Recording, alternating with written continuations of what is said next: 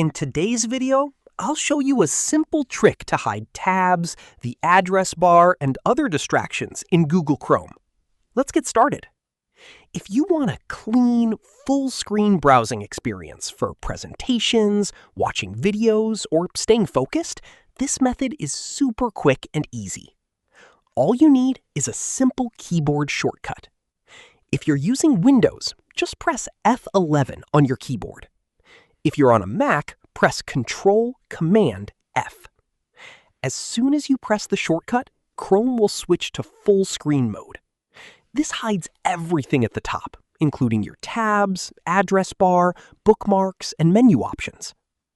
Now, you might notice that your tabs and controls disappear. Don't worry, that's completely normal. To exit full screen mode, just press the same shortcut again.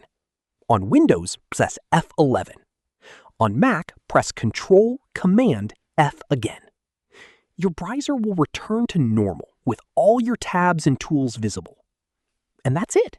With this quick shortcut, you can easily switch between normal and distraction-free browsing anytime. If you found this video helpful, don't forget to like the video, subscribe to our channel, and press the bell icon for more tutorials. Thanks for watching.